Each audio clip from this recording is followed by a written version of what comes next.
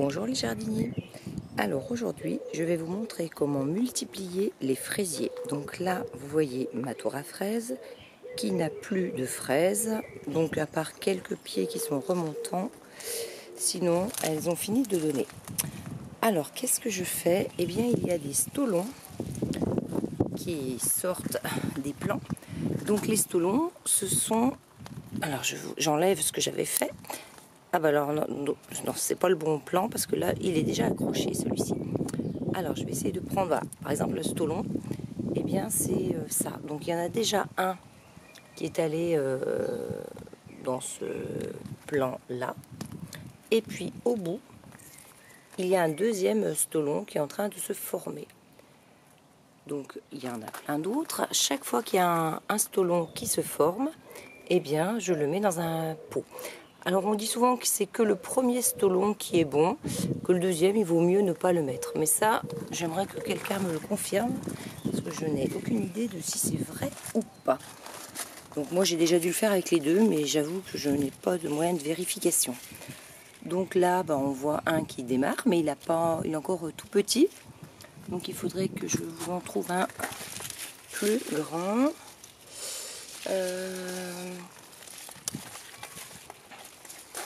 Ah, là, parfait. Alors regardez celui-ci. Donc là, il est déjà bien formé. Alors celui-là, comme il est en l'air, je vais peut-être pas pouvoir lui mettre un pot. Mais ce que je vais faire, c'est que je vais couper là. Et puis là. Et ça, je vais le planter dans un petit godet. Je vais essayer de le maintenir en place jusqu'à ce qu'il fasse ses racines. Et ça me fera un nouveau plant de fraises. Regardez là encore un autre, où là j'en ai deux, pareil, hein, j'en ai deux. Et dans celui-ci, on voit bien que ça commence à faire des petites racines. Et ce sont ces petites racines qui s'implantent dans la terre. Donc lui, il n'y aura pas de problème. Par contre, là, il faut vraiment bien que je les arrose. Parce que voilà, dans les godets, ça sèche très vite. Et pour ceux que j'ai mis là, dans les petits godets directement par terre, eh bien eux, je les coupe quand j'estimerai qu'ils seront assez bien enracinés. Comme celui-ci que je vous montrais, si je tire dessus, on voit que bon, il est presque accroché. Donc je vais remettre le petit caillou pour le bloquer. Et après, eh bien, je couperai du pied mère une fois que j'estimerai qu'il sera bien enraciné.